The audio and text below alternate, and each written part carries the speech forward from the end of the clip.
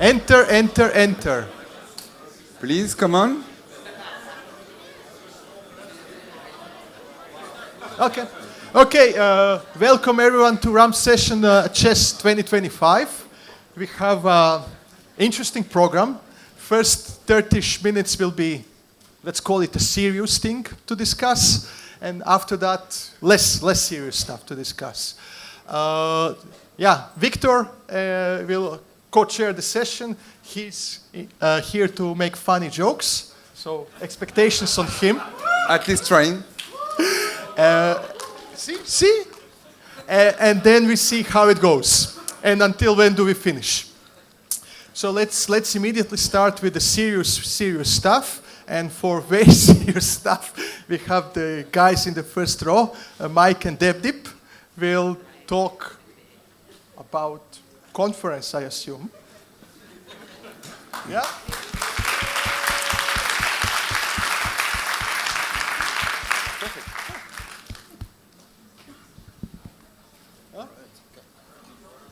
Clicker, you wanna use this one? Thank you so much. Okay, actually. Okay. So CHES 2025. So here is the program chair's report. So it has been really nice, to be with all of you throughout the year. So we know what you did last summer. We know, and last autumn, and last winter, and this spring. So these are the 4 submission cycles that we had. So it was wonderful and to be with you. And if in case you find these pictures a bit younger, and now you find us older, blame your papers. So, sorry. Yeah, so this is the program chairs, in case you don't know us. Myself, Debdip, and this Mike. And thanks to our general co-chairs, Reza, Norziana, and Rizal from Malaysia. Right. So Malaysia is a very visa-friendly country, so you can see a spike going up. Last year it was in Canada. We had we had issues with China, Indian people getting a visa. We also see the impact of COVID here, of course. This year we had 433 participants. All right. So as we all know, we had four rounds. We got 435 papers in total. We accepted 112 papers, a little bit more than last year.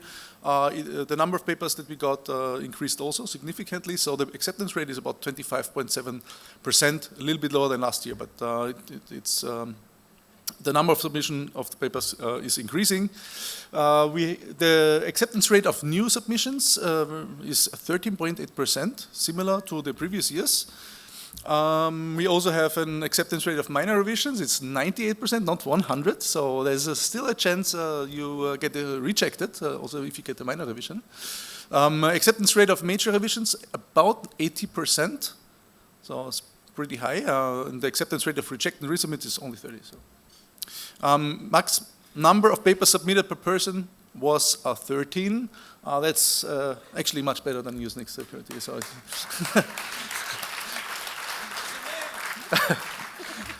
okay, so here you can see all the 4 rounds and the overall number of submissions, the number of accepted papers and the acceptance rate. And you can see that in the first round we got about 80 papers submitted. In the following 2 rounds, approximately the same number of submissions, and in the final round it is increased to 140 submissions. So we can see, and the pattern is every year very much similar, and this year we already got for CHES 2026 already 120 paper submissions in issue 1, so it's significantly increasing. And the review process was as follows. We got 1,587 reviews, 5,156 comments in total, Maximum comments for one paper was 49. So max words counted in a comment. This was 2,786 words. This was 5 times more than the rebuttal length, right? Unsure number of reviews per paper was at least 3. So if you're in the PC, if you remember in the PC, we increased the number by 1, so it was 4. Average load per PC member was around 4, sometimes even up to 7 reviews. So this is the statistics of, like the number of authors that you would like to choose and the corresponding acceptance rate. So we have a warning for you, don't choose 7 authors. Your acceptance rate reduces, and that's what our model tells us. If you have got 32, that's awesome, So, and finally, this is a breakup across the various continents that we have. If you're from South America, you are doing excellent, 100% acceptance rate. So it's a good place for hardware security. And for others, we are doing pretty well. Yeah. So this is like the breakup of the various topics. And in fact, this time we found out side channel attacks, of course, are important and still popular. But you have got shoot of post-quantum cryptographic topics being submitted. We need also experts, like in various topics which are more theoretical, like homomorphic encryption and zero-knowledge proofs. So this is a rough overview of the submission over statistics. As you can see that PQC has a dominating number of submissions. Of course, side channels are still doing good, and there are, of course, some overlaps between them as well. So, yeah. Oh, yeah.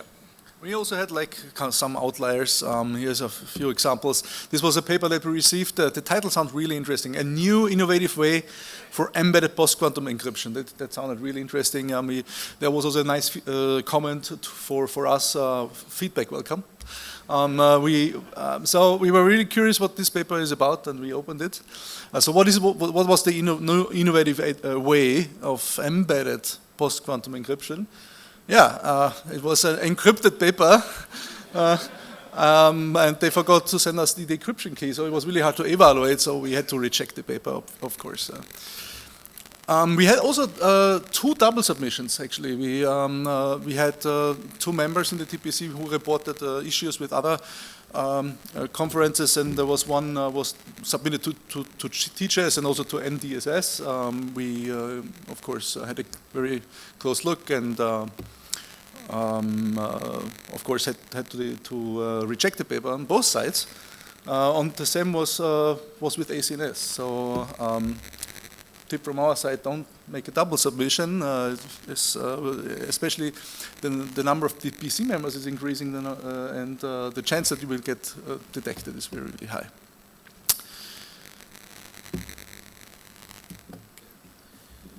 So this was a comment just to show you that, like when you think that your work is done, our work starts. Okay, so the chair's work starts rather. Next year we will authors, we will be complaining. So it's in one case that where we had to kind of sort out a like a battle between the the authors and the reviewers, and likewise this was another funny instance when we thought that everything is done and we were going to sleep. We get a mail saying that can we start re-evaluating certain submissions. So you have to again wake up and see like whether we did something wrong and so on. So this is roughly the overview of some. We tried to increase our program committee members. We had like 81 members, and of course, and we would like to, along with along with these members who, of course, like painstakingly reviewed our papers and gave meaningful comments, we also had taken the help of external reviewers, and they were also very generous and to kind of give us the necessary comments and feedback to evaluate the papers. So we would like to mention special thanks to reviewers who who were exceptionally prompt and, like really participated. I mean, most of the people really participated, but, some names that kind of stood out in our mind was Zaliu Hao, and who was very prompt in giving all the comments. And very timely reviews came from Christine Van and Mark Yanni and Matthias Canwisser. So special thanks to them. Yeah, and we have a list of other people that we would like to thank. So first of all, you all for submitting papers. Thank you all. And the program committee, of course, external reviewers, as you already mentioned. The steering committee.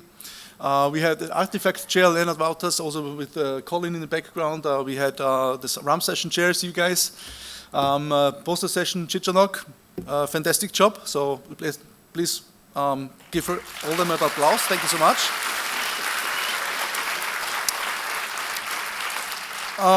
And then, of course, we also would like to thank our ancestors. Oh, wait a second. These guys. So, Boyin and Francisco. So, Boyin is here. I saw him. So, thank you so much. This was a great transition. You helped us a lot. Yeah, thanks, Boyin, and thanks, Francisco. Then, of course, we have one, headmaster, or that we also would like to thank. It's, before the general co-chairs, of course. Big shout out to Reza, Rezal, and Siana for this fantastic organization of the conference. And the organizing team, of course. All right, and then we would like to thank also the guardian of CHES, Benedict, for all the hard work behind the scenes. It's actually a lot. It's really a lot. So yeah, big applause for Ben.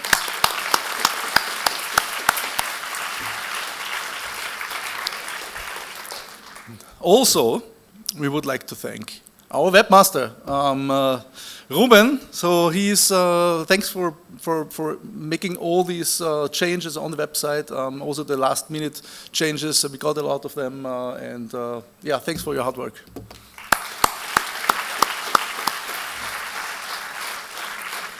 Also, technical support, Kevin McCully and his daughter Kay McKelly, they are also working in the background, all the tools that you don't see also to generate the program and everything.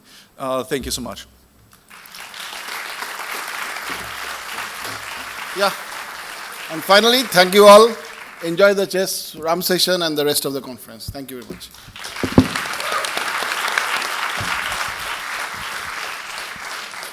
Okay, thank you. Yeah, we are already having the second speaker coming to the stage. So Benedict will continue with some important announcements. Very important. Very important. Most important announcement, Rump session is a success so far. Internet is super fast at the moment. That means people are actually not playing with their phones, but listening and watching and so on. So yeah, thanks for the nice words. Likewise, I'm gonna go, no, this doesn't work. I need my slides, please. Yes, excellent, thank you. Okay, so general announcement is just a camouflage word for awards. So in the same vein, I'll simply repeat that running CHES is a lot of work. It's a lot of work in my hands, but it's even much more work in the hands of the people that organize the program committee, make sure that people submit their reviews on time. As Deputy mentioned, deal with authors. Yeah, I mean everyone who submits a paper, of course, has the hope of getting the paper in, and if it doesn't happen, people get very unhappy and complain and argue. And normally, it's nice people who are in the program, who are the program chairs, so they don't just say leave it, but really enter the discussion, consider the case again, and so on. And it takes a tremendous. I've done it 10 years ago, and then CHES was much smaller, and already then I knew it takes a lot of time and energy and so on. So it's super important to have good program chairs and a good team. So thanks for that. And likewise, I've also been with Svidla together, general chair some years ago. And I know equally well that this is a tremendous amount of work, and there's all the little details, and you want to get all the stuff right. You welcome so many people from all over the world, and you care about every little stuff. So I believe that you haven't slept a lot in the last days, but he's still not sweating. So I'm very impressed by the echo. I don't know how he does it, but so please come to stage. General chairs and program chairs. And my clicker doesn't work. Why does my clicker not work? You have to put it on. On is good, huh? On works. Okay, so Nosiana, Reza is unfortunately not here. And we'll also directly ask Mike and Debdeep, everyone come to stage.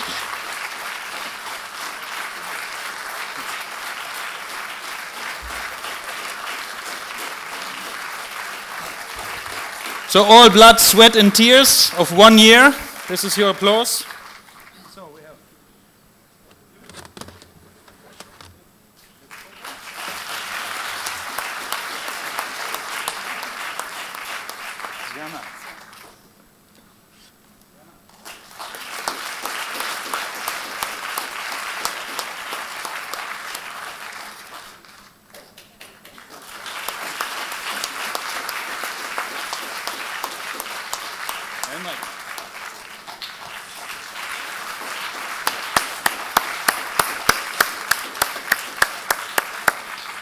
Thank you guys so much.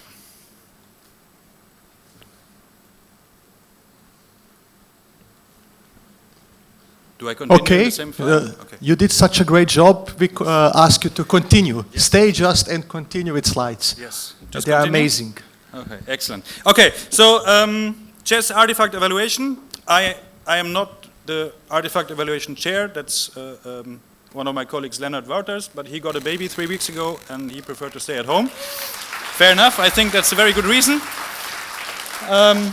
So I'll present this on his behalf. Quickly recap of what is CHES artifact evaluation. So authors of accepted papers, and actually Amir, where's Amir? Amir, are you here?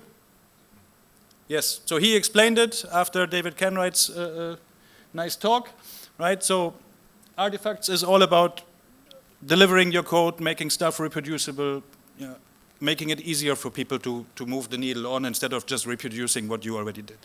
Yeah, so authors of accepted papers are invited to submit an artifact. An artifact means snapshot of your code, gets put on the internet, available for everyone forever. These things get evaluated on the quality of the documentation. Yeah, so it's not about reproducing your results, but it's about how reusable is this. Quality of the documentation, completeness of the artifact, if it's code, does the code compile, this kind of things. You know, reusability, accessibility. The artifact evaluation committee tries to make it a collaborative effort, so it's typically a back and forth. You know, you open the artifact and you start to play with the code. You see something doesn't work. You send an email to the authors and say, okay, I ran into this problem. Can you improve the thing? They submit improved code. You back and forth until you say, okay, now it is something that is nice and smooth and easy to use. That's ideally how it should work. Okay, the goal is to improve the artifact and then publish it. At the moment, we have, let's say, 2 different levels of artifacts. So you can, when you submit your artifact, you can either say, I just want to have artifact available. That means basically we just check that it exists and it's somehow, it is what it's supposed to be. Artifact functional means code compiles and those kind of things. Okay? Now this doesn't work again, why not? Okay, statistics, yes. So this is statistics over the number of years. We started doing this in CHES in 2021, now we're 2025, and you see the number of artifacts published per year. We received a total of 53 artifact submissions this year. That's roughly half of the accepted papers. Okay, roughly half of the accepted papers, actually the authors make the extra effort of submitting an artifact. Which I think is great, especially if you consider that it's like basically double, right? So in 2021 when we started, it was only 25%. So now we're at 50%. It's a big improvement. There's still way to go, right? And let's hope that next year we're going to get more. But we're on the right track. So we're also on the right track this is like a zoom in only on 2025. So this is the 4 submission deadlines of 2025. Every time when Mike and Debdi basically pushed out the author notifications and said, okay, these papers are accepted, then there was a follow-up email saying, okay, like your paper was accepted, we invite you to submit an artifact and so on. And you can see that the number of submitted artifacts goes up, actually goes up a lot, especially in the last issue. That's why the last issue is not yet fully processed, because it was just much more than was anticipated. And you need to know that also here, each artifact gets like 3 reviews, right? So 3 people play with your code and so on. It's a lot of work, it's a lot of time, especially if things don't work. Like very good artifacts get reviewed very quickly because it's easy. But then if you have to go back and forth with the authors, and then every time it takes a week until somebody replies to emails, it can take quite a tremendous amount of time. So here's a list of all the artifact reviewers. This is the artifact evaluation committee. Again, also including a list of a few external helpers that were simply needed to actually get all the work done. And to encourage people to submit high quality artifacts, we introduced from the beginning an award for people who actually submit high quality artifacts. Yeah, just to reward that extra work that people put in place. So we have a best artifact award, and this year this award goes to Eric Peng and Markus Kuhn from the University of Cambridge for the artifact that is along their paper, Adaptive Template Attacks on the Kyber Binomial Sampler. I don't know if they're here. I don't know if one of them is here. Yes, one of them is here. Great. Yes, sir.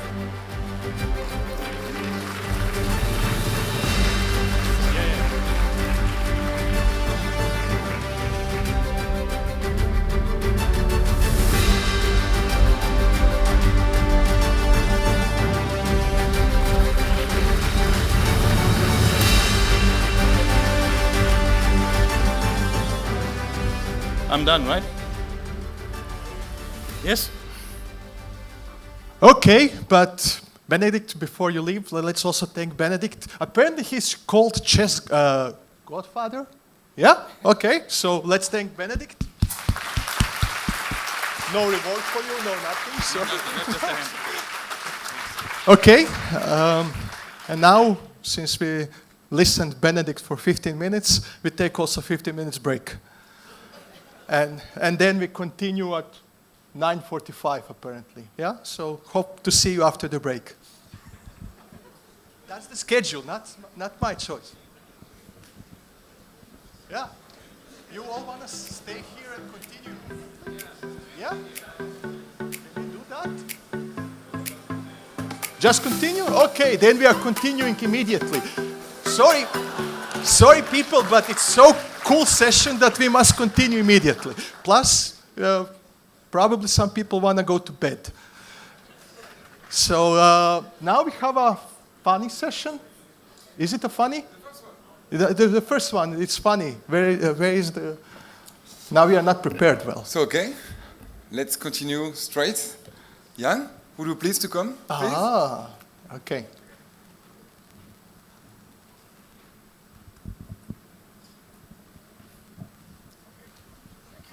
You want this or this? Yes, I'll do this. Okay, hello, thank you everyone. I'm afraid it's a bit more stereo still, but the fun will come. And maybe next year I do CHES challenge hacking. So, if you don't know us, I represent the team of Tropic Square, CEO, co-founder. We've been at CHES for 3 years now in a row. Started in our hometown Prague in 2023, which was lucky accident due to shifting of COVID and so on. And at the time, we had a first sample, first test chip of our secure element, which we want to do auditable and, bit of open source as much as it can be done because it's real industry application. And today, I just want to reassure that you spotted the Tropic Square. If not, we have a booth over there. And what we are trying to solve is really this problem, which people in this room are very well aware of. So chips are black boxes. We don't know what we are doing, and it's really difficult to build secure solutions on top of the black boxes. And we really want to fix that in kind of Kerckhoffs's way, and that's building the auditable chips. The chip is kind of real. We did a tape out, full mass tape out last year about, about this time, around maybe July, August, and really targeting the secure element. So it's a RISC-V inside, some hardware crypto accelerators, and looking for the basic stuff, which is a root of trust application. We have a bunch of the dev kits at our booth, so you can grab it there, and really looking for the feedback, for the playing, for the evaluations, and I hope that we will come up with some hacking challenge and all this stuff. So team is quite small, so we're really doing it for the first time. So please be patient and support us. The best support you can do is really to share about our effort. I would much appreciate. And here at CHES on Thursday afternoon, if you are still around and you have some energy left, I would really love to see you in the room 304, where we will have a Orshin project. So you may be aware that Orshin is a European project which is coming to the end. It's been run past 3 years. There's a consortium of KU Leuven, Eurecom, TextPlane, Tropic Square, Security Pattern, and Technicon, NXP as well. So we will do the presentation of the work done, but also part of it, I would love to run already meetup type of discussion. And the topics are about the title, like can we really make the hardware which is open, auditable, and secure at the same time? And maybe looking, where is the line between being open, improves the security, makes it more quality, and where is the kind of problem, either legal or technically, that you basically at some point shooting yourself, and it's interesting to know where the limit is. If you can scan the QR code, that's here. Hopefully it works. Internet is a bit slow. If you can't, or somebody told me he's not allowed to scan, you can just stop at our booth. There is quite a short link you can type to your phone, and there's just Q&As type of poll stuff. So completely anonymous, no emails, no registration, anything required. There are a few seed questions. So really appreciate if you can share your ideas, thoughts, or criticism about this. It would really be appreciated, and hopefully we will have a good discussion about this in the room. And I will also be present the pitfalls and lessons that we got during the building Tropic 01. So thank you for your attention. Thank you. Thank you, Jan. Thank you. So, do you want more talks or a break? We are totally breaking the initial schedule, so. It's so good that we cannot stop. Yeah, kind of. Yeah. You want to go to bed early, so, huh? Anyway. So it depends. Is Nicola? Yeah. Where is Nicola? Oh, ready. Okay, wow, so that's we super continue. fast. Okay. Please take the clicker. Thank you. All right. Do I just click? You click. All right. So hey, I'm Nicolas. I work at Keysight, and I'm going to talk about traces. So everybody knows that traces is kind of how we evaluate SE attacks. Number of traces is the very common number that people look at to say, okay, is it realistic? Is it not realistic? Is it better than the other attack? But what is a lot of traces? Like, do people think that 10,000 traces is a lot of traces? Raise your hand if you think that 10,000 traces is a lot. Okay, nobody? No, some people, okay. 100,000 traces? Okay, a bit more. 1 million traces? Okay, a bit more. 10 million traces? 100 million? Okay, now I think we should have everyone 100 million, right? Okay, so, please? Yes. So let's look at how this actually maps up to what people did at CHES. This is in log scale for the people that cannot see.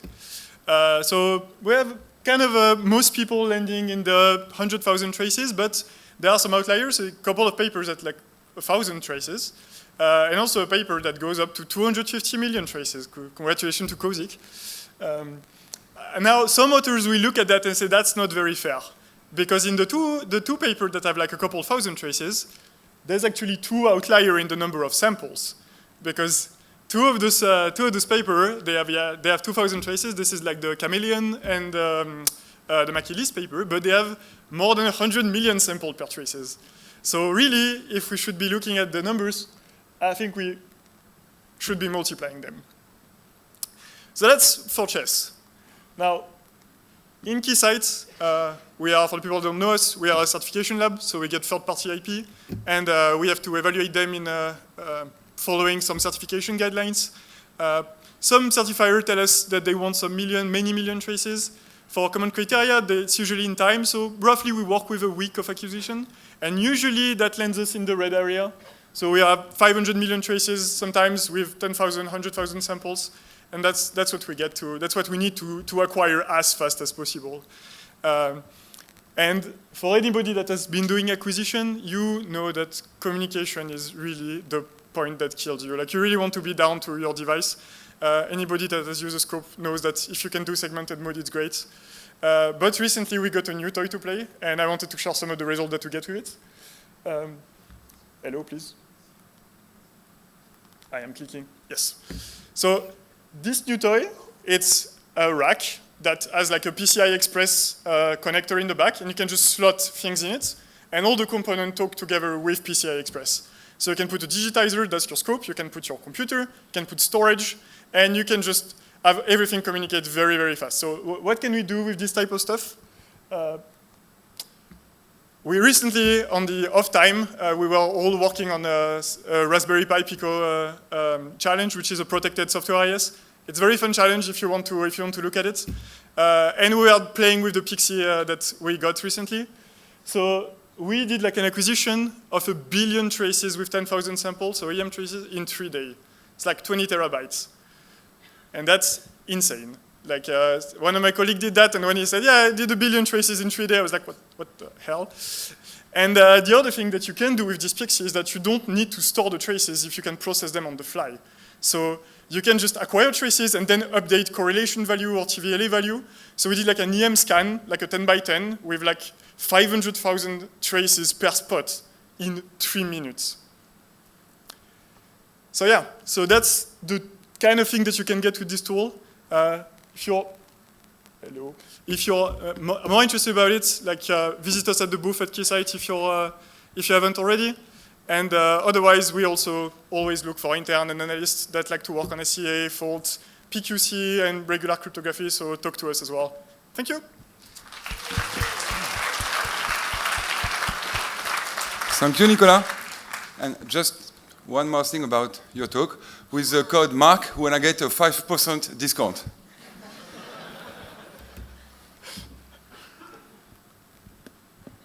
How does it work? Yeah. Okay. All right, there's quite a lot I want to say, so I will have to speak a little bit fast. And as a disclaimer, if these talks upset some people, please wait until the end of the session to punch me in the face. Okay, so first I'm going to have to tell a little story. There is me on the left as Little Miss Kind, and a program chair on the right as Little Miss Wise, as I was sub-reviewing a paper for a conference a few years ago. And here's what happened. So in the end, I noticed that the paper was already published on the preprint beforehand, and actually I already did read it. So actually, well, it's good. The review will be fast, but actually, as some of you may know, it's something that I really dislike because I know the authors, there is no anonymity, and there might be some biases. So of course I write an honest review, but I think I was very angry that day, or I don't know what happened, I did something bad. I wrote something like, the paper is already available publicly, which is not desirable. That was not smart. Then of course I got contacted by the PC in private messages, and it went kind of like, okay, thank you for the great review, blah, blah, blah, but could you please remove that part on the print? And then I answered in a very smart manner, in a very passive-aggressive way, oh, sorry, I thought the reviewing process was supposed to be double-blind. Well, you're not supposed to Google the name of the papers, all right? But I already read it before, and thus I already know the authors. Well, you know, it is allowed to publish paper on preprints, which is actually the truth. If you go to the rules, it's written, all submission will be double-blinded for the reviewing process, but you actually can publish them on the preprints. Okay, that doesn't make any sense to me, which is what I answered. It makes no sense to say that it's both anonymous and allowed on the preprints. And then it started to get a little bit serious, and it stopped here pretty much. And of course, I removed that part from the review because I didn't want to get killed. But then I got an idea. If we can make sure there is no more anonymity, well, there is no anonymity problem because there is no anonymity anymore. So last week, I turned evil by changing Little Miss Kind into Little Miss Bad by thinking, well, there's just coming. Can I build in 3 days an AI that, given a paper, find the authors automatically? Of course, without knowing the authors. First step, download all the print PDF from 2015 to 2025 with a script, get the list of the authors per paper to do my training, and parse the PDF into text so that I can do whatever I want. So I launch my script, and after about 8,000 papers downloaded, I get this error. So, okay. And I realize I can't connect to the ePrint anymore. So I contacted the admin, and yeah, I've been banned. So my ePrint has been blocked. My IP has been blocked from the ePrint completely. And no, this is not an advertisement for NordVPN, by the way. So yeah, of course, he unblocked me, and I continued my download. And actually, he asked me a lot of questions on why I was doing that. Okay, first step done. Actually, didn't download everything. I only took until 2023. Then I had to build my AI. And if some of you are not very familiar on how to build an AI model, I have a description on how it pretty much goes. So this is me last week, setting my parameters up and down, not really knowing what I'm doing, but hoping it works somehow. And here's the first result from my first model. So in the end, I had 11,000 papers, which is from 2015 to 2023, which is about 11,000 different authors, and my accuracy was 0.5%, which is, well, some could say it's a win because a smart random guess with prior probability knowledge is 0.12%, so I'm 4 times better. But, well, is it actually a good result? No, and the reason is the following. Half of the authors have only 1 paper published. Well, they will be either in my training set or my test set. There's no, well, I can't find them. And many have only 2, so basically I have a lot of noise. So, okay. A new model I have to consider. I have to set a threshold that will consider if an author is popular or not by some number n that I choose arbitrarily. And I have a pipeline model that, given a paper input, will first go to a first model that tries to guess if the paper has a popular author in it or not. And if it guesses not, then I'll give up. Okay, there's no way I can find the author. I say no. If I say yes, then I give it to the second model that is only trained on popular authors and try to find the popular authors. And here are the results. As you can see, there is a graph with the blue curve going up, which means I'm doing great. So of course, on the same data set, and well, I'm not going to go into details, but the best model had an overall 12% probability to find an author. But if the paper has a popular author, have 35% chance to find it.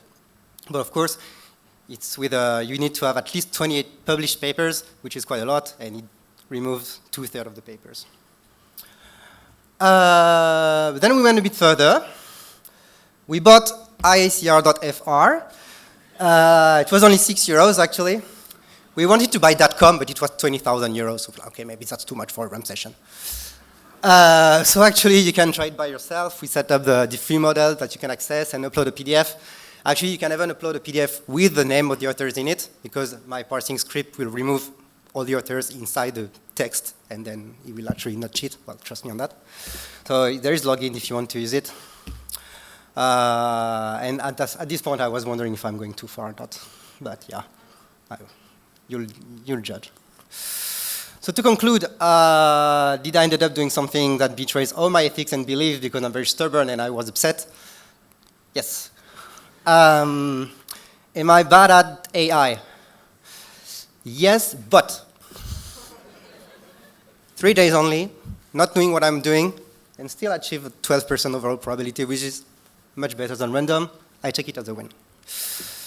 I clearly have nothing to do with my life because that's the only thing I was doing last week, every night, until 2 a.m. And as the last message, oh yeah, I forgot, whatever. If you somehow need to make a paper public before acceptance because somehow you have already the following paper ready that need to cite your previous paper, or you don't want your ID to be stolen, well, I'm sure as cryptographers we can find a way to do it in a proper way. And that's it. Thank you.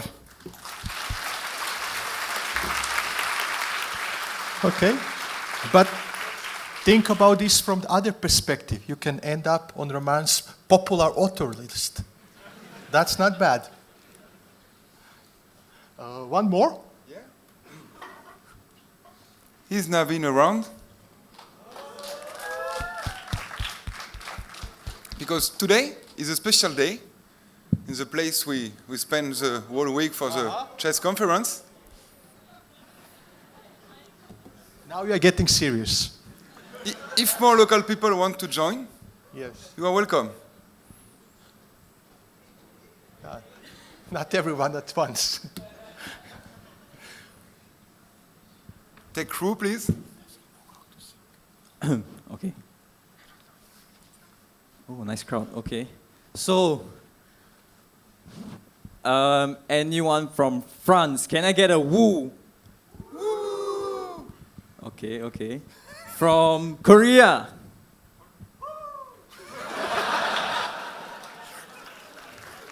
All right.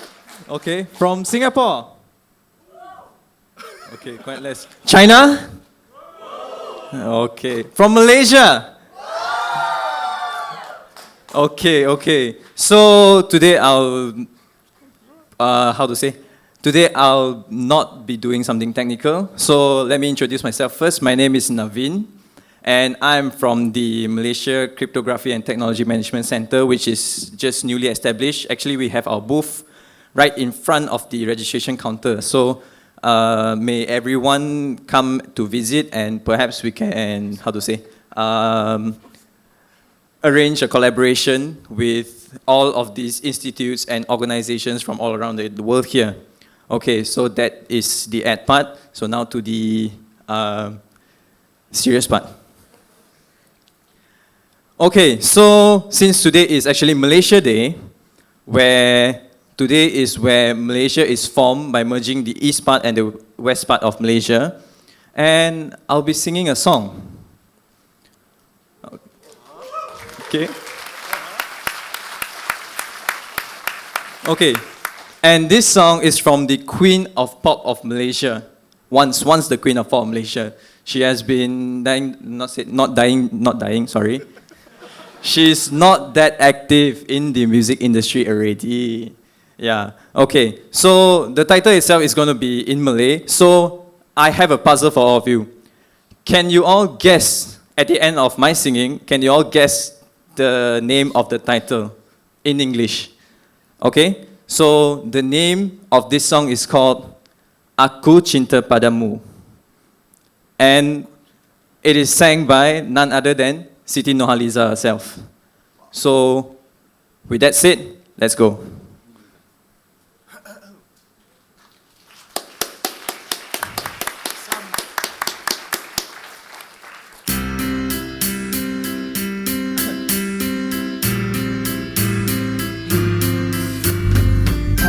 Andainya engkau memiliki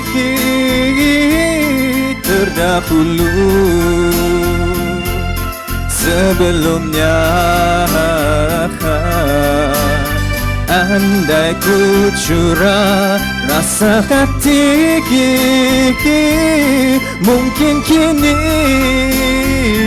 ku kan tenang di sampingmu. Belum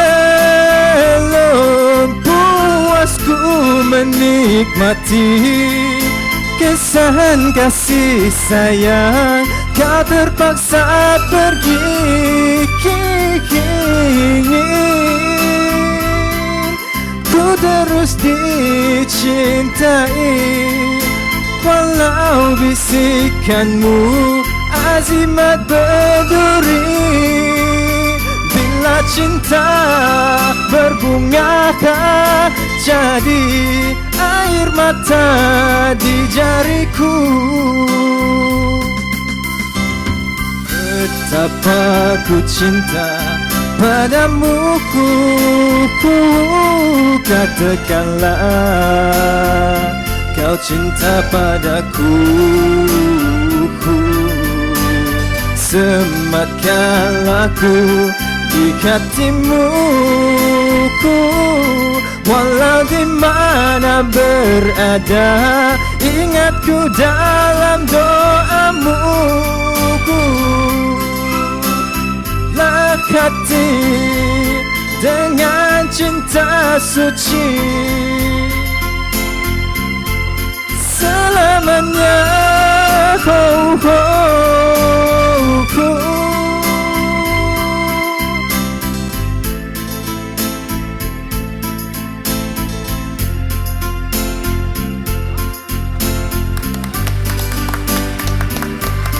Bila cinta berbunga jadi air mata di jariku.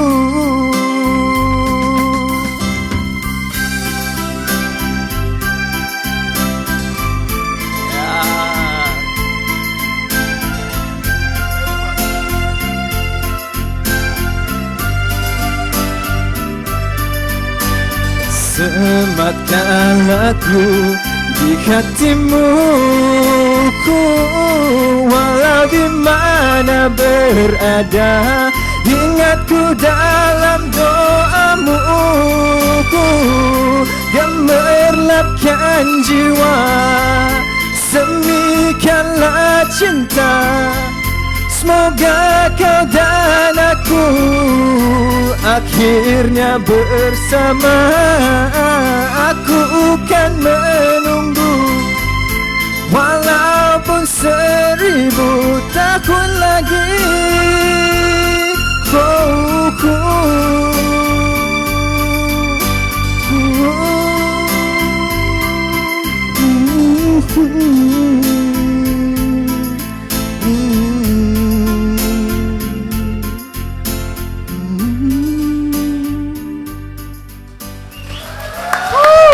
Thank you very much. Thank you. So, has anybody gotten the meaning of the title?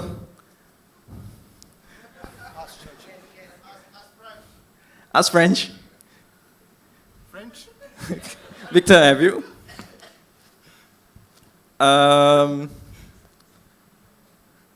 You? No. Oh, what a coincidence. Okay. Dr. Sophie, you? I love you. Yes. So the meaning of it is I love you and I love you all. Thank you. You all have been a great crowd. Thank you very much. That's all from me.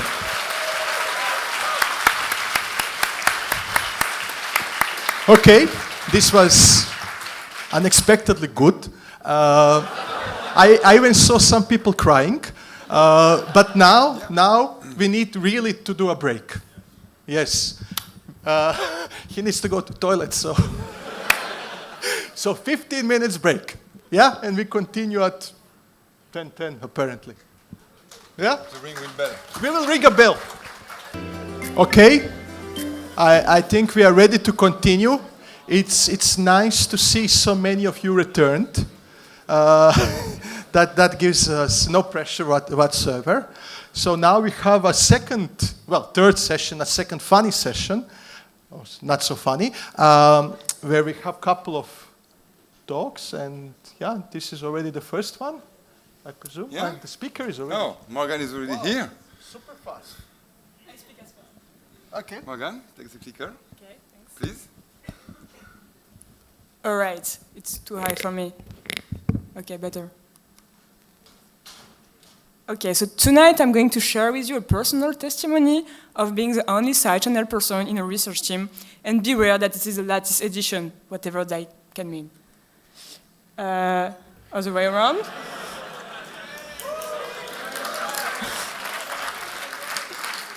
Thank you. Okay, so I wanted to do some side channel attacks on the signature scheme some times ago, and usually it's pretty simple, because if it were not simple, I wouldn't be doing that. But so first step is generally you perform side channel analysis, and then second step, a key recovery. Pretty simple. But sometimes it does not work, and you have to do what is called the combined side channel attacks, and you need some intermediate step of fancy crypt analysis using LLL, because we are speaking about lattices. And this is the problematic part, because I don't know anything about lattices or LLL. Since I don't know anything about this kind of stuff, I needed to assemble a research team. For this collaboration to run smoothly, I drafted a collaboration process that is very simple. You can see it on the screen. First, I gather the traces. Then I extract the data. Then I hand over the data to the LLL team so that they can perform a key recovery. Quite simple. So we follow up this collaboration process, but they came back to me saying, thanks for this LWE instance. I was like, okay. And what they meant is, why are you sending us this piece of public data? So I thought to myself, okay, maybe I misunderstood something about the signature scheme and I did to go back to reading the specification. So that's what I did, and also I drafted a new collaboration process. First step, I gather the traces. Then I extract the data. Then I ask myself a simple question. Is this public info? If no, I hand over to the LLL team so that they can perform a key recovery. So we follow up this procedure, but they came back to me saying, thanks for the 2-bit chunk of LWE secret. And I was like, oh, that's good news, a secret. I must be on the right direction, so that's what we were looking for. But what that meant is it will still take us around the lifetime of the universe to recover the key. And that was bad news because I promised my boss that we would have a paper written by the end of the year, so I could definitely not afford to wait until the end of the universe. So I guess back to the traces to try to extract more information. I drafted a new collaboration process. First, still very simple. First, I gather the traces. Then I extract the data. Is this public info? No. Is this enough data? Yes. Hand over to the LLL team and then perform a... Yeah, simple. Okay, so we follow up the procedure and they came back to me saying, bit security is no less than 15. And I was like, whoa, that's good, no? I mean, we wanted to lower the bit security so that we can perform a key recovery. But what they actually meant was, LLL is useless, no, you don't need us anymore. But I quite like them, I wanted them to be happy, so I thought, okay, let's try to make them feel useful again. So I drafted a new collaboration process. First step. It's still very simple. First step. I gather the traces. I extract the data. Is this public info? No. Enough data? Yes. Too much data? If yes, then I implement a simple countermeasure for the signature scheme so that the attack is less efficient, and I run the attack again. I gather the traces. I extract the data. Is this public info? No. Enough data? Yes. Too much data? No. Hand over to the LLL team, and then... And so we can submit to CHES or Cascade. Thanks for listening.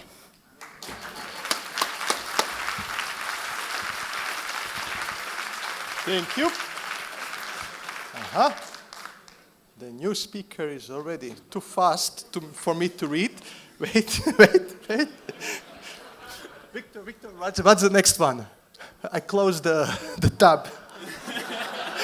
Did not expect such an abrupt ending. How to gain control of the Bitcoin blockchain with only 1 or 2 galaxies. Pooh. We're going to do it with 1. We don't need to do. Shorter version. Okay, let's first test this. That's forward. That's backward. All right. Is there a pointer? Perfect. All right. So, is there a... My calendar is not up to date, no? What do you need? Yeah, well, so this was originally my submission for the CHES 2683 edition. But given the current political climate and geopolitics, it seems like we're not going to reach that. So I figured I'd submit it to the Rump session now rather than give a serious talk then, which might not happen. Will be more fun. So, this is for 2683. I've already prepared the whole text as if it's 2683. So just roll with me, okay?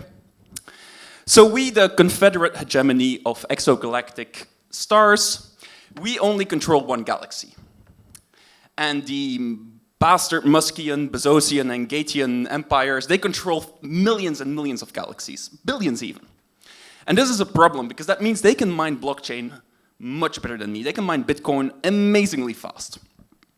Back in those old days of 2025, when people had access to like a single Earth, you hashed until you reached 72 zeros, and you collected your Bitcoin price. That was all you needed to do. So basically the way Bitcoin mining works is keep spamming hashes, fill in random data until eventually you get a hash with enough zeros at the front, and bam, you get 1 Bitcoin. With a single earth, 72 zeros.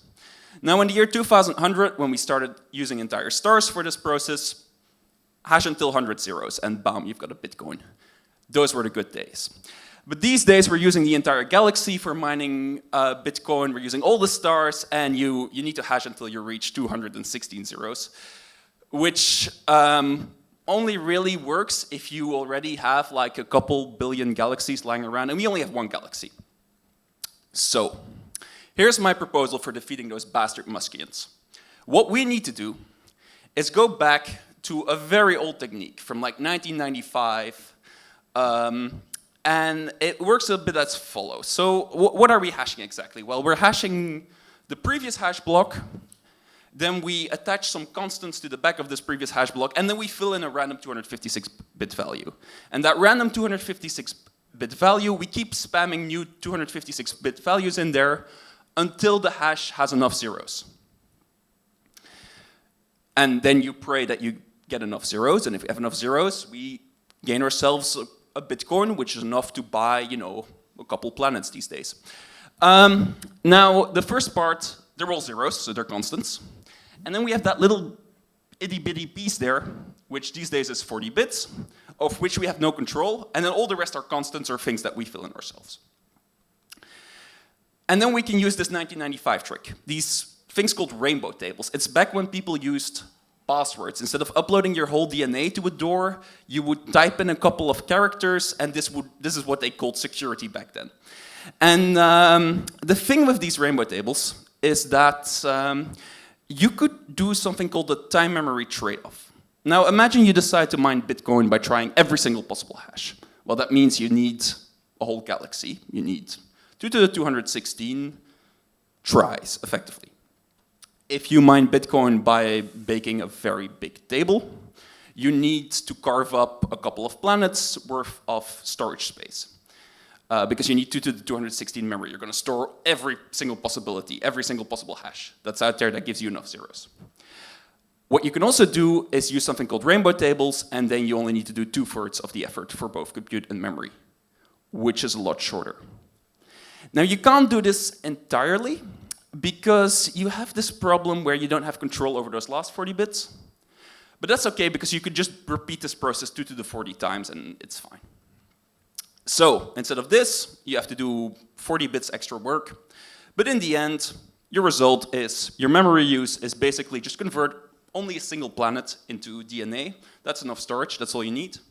And you need maybe a single spiral arm of a galaxy to have enough compute to mine the Bitcoin. You don't need like a billion galaxies. You only need like 1 spiral arm of the Milky Way. It's fine.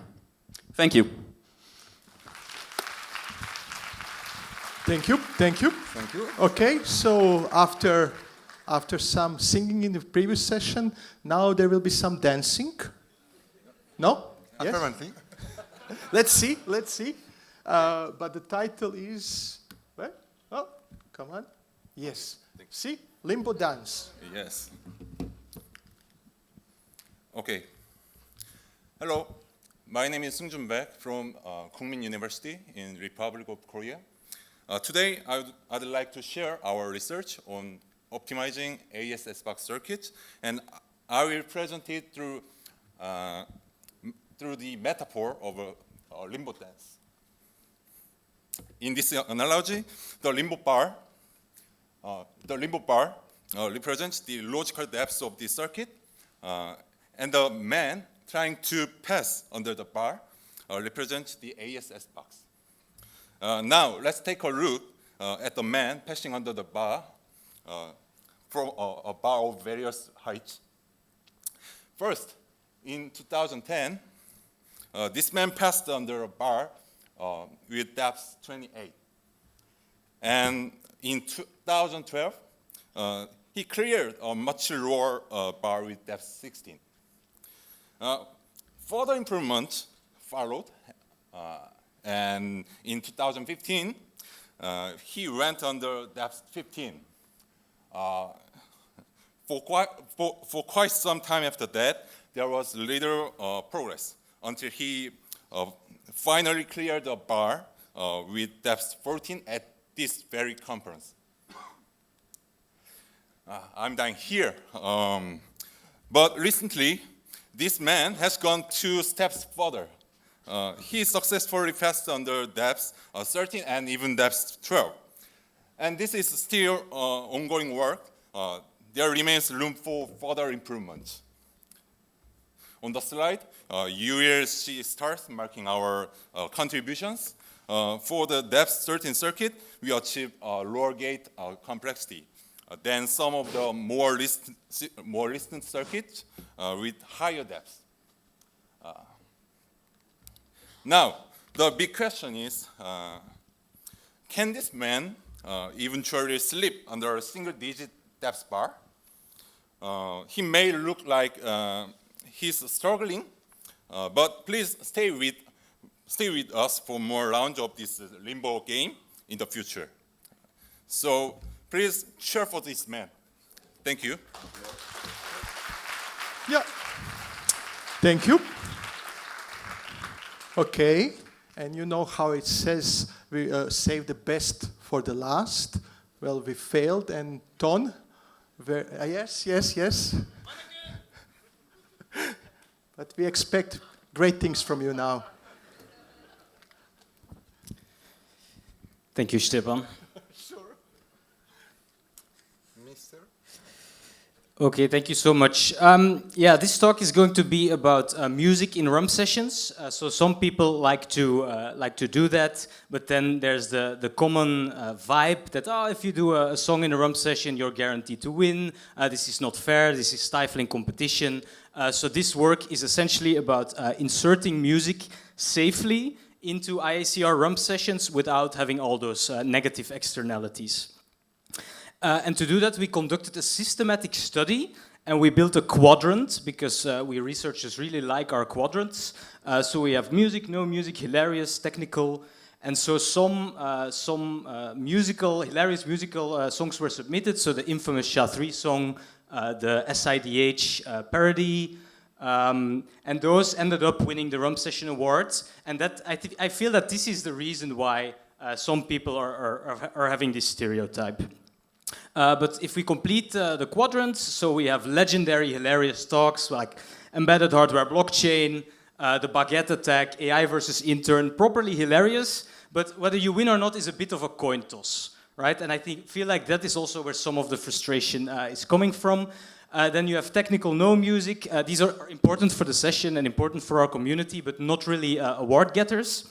And then, and this is also something we researchers really like, is an empty quadrant that we can then fill and claim to be the first in. But then, of course, you've also submitted a paper before, and then you get scooped by someone doing a song that is kind of on the serious side and musical. So the upper left quadrant actually got filled by the upper left quadrant here. But what you do then is you pretend that it didn't happen, you submit anyway, and then afterwards you say it's concurrent work. So that's actually what we're going to target. We're going to ignore the previous contribution, and we're aiming for this quadrant, right? And we're going to approach this scientifically because there's a risk that if you do a song, that you kind of slip into hilarious territory anyway. So we're going to erect some countermeasures, and so we're going to ensure scientifically, rigorously, that we choose a good choice of music and also a good choice of topic. So how do we scientifically avoid humor? So what we're going to do is we're going to cram an entire technical talk into a song. So we need a high word density, right? And so we automatically end up with a rap song. So we have to do that. The street cred needs to be appropriate. It needs to be a very serious rap song. And then in terms of topic, we need an actual technical talk. It shouldn't be about a controversial topic because then it might become hilarious. So we need to avoid controversial topics like AI or the PQC finalist selection. We also need to avoid fictional topics, so that rules out white box cryptography and QRNGs. And we also should avoid to wrap math symbols, because that's obviously hilarious, so we're not going to do any of that. And so, in terms of music, we landed with Lin-Manuel Miranda et al. With his fantastic work at Broadway. And then in terms of topic, we're going to pick a paper by Kocher et al. At S&P 2018. If we wait a bit with the music, yeah, that's a big problem, because I prepared a song on the Hamilton backing track, and this is what I was going to do with it. So, introduction to speculative execution attacks. But there's a problem, and that's that there's another countermeasure, but it's not one of mine. It's one of AACR, because they embedded a runtime countermeasure. Disallowing you in the policy from using copyrighted music, which I didn't know, but this is truly spectacular countermeasure, because this means that this song was written for another backing track, and if we now change this last minute, if there was any shred of humor remaining, it will completely be obliterated if we change the song last minute. So that's fantastic. So if life gives you fruits, what do? Well, you make some juice, you put it in a glass, you approach it optimistically, and you see whether there's something open source maybe you can use. And yeah, this is what it's gonna be. This is gonna be the backing track. So this is serious, this is not gonna be funny at all. And it's a really sad beat. That's the final countermeasure. All right, let's do this. Thank you for the chairs for the kind introduction. Right now, I'll go ahead and start my presentation. Here's the outline. I start with computer architecture, then Spectre, then mitigations, then comes a conclusion. Modern CPUs are equipped with a pipeline. Instructions are chopped and executed at the same time. Sometimes a processor doesn't know where to go next, which code to execute and which instructions to fetch. But what if we pretend that we know? Before the branch target resolves, let's gamble, let's compute on. Cause it's impossible to justify the cost of a stall. Just predict that branch. Guess it quick and run fast. And if it turns out the guess was messed up, well, we just roll that stuff back and clean it up, alright? While prediction was praised in all of the textbooks, it turned out that some side effects were overlooked. Because while the CPU is busy speculating, it leaves traces in the microarchitectural state. It touches the cache, it touches the SQLBs, performs a host of instructions transiently, and all of those operations are impossible to roll back, giving rise to the Spectre attack. So in summary, first make a victim mispredict, fetch a secret and encode in a side channel to transmit it, and then use that to read out the victim's whole address space and start a security arms race. Let's recap. Make the victim mispredict, fetch a secret and encode in a side channel to transmit it, and then use that to read out the victim's whole address space. But is it really an arms race? Yes. So there's Spectre V1, PhD, there's Spectre V2, BTB, so this is all very boring, right? There's Meltdown, but we used to call that Spectre V3.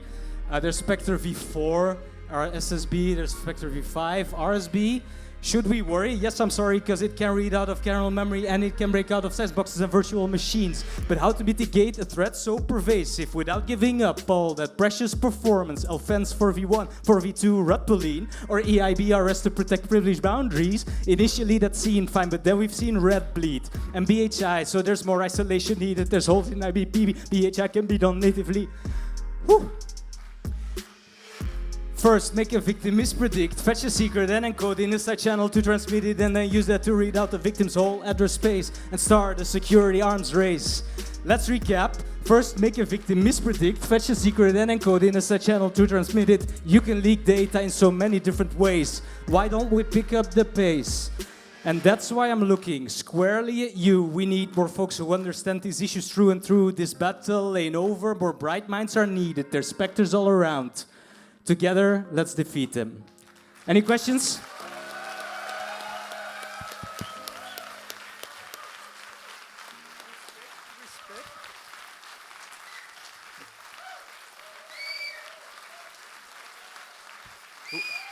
What to say after this? Make a big up to Todd Minem. Impressive. Okay. We are coming to the closing remarks. There should be some awards, in theory. We kind of forgot at the beginning to say to you that that we will see what talk gets the most applause. So we will now see what to do. But that was super impressive from Ton. Impressive. Especially because now I feel like Dr. Dre. Yeah. So, you want to start with the awards? You do that better than me. Okay. So the award for the street cred definitely goes to Ton.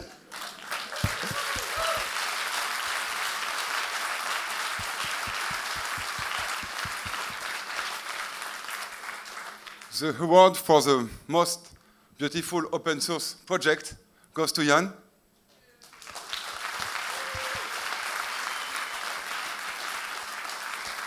Oh yeah, I need to check the names. Wait. Definitely we have the best. Well, it's a different category. It's the most emotional song. That goes to Naveen.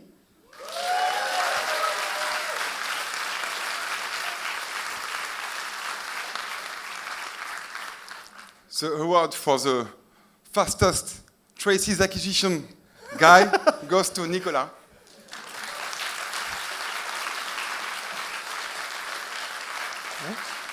And then, of course, special use of AI as a villain to Roman.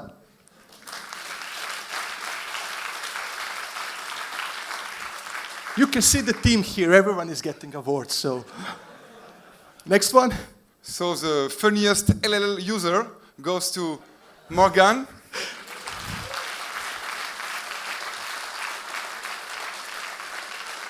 Best Bitcoin blockchain, of course, to Jonas.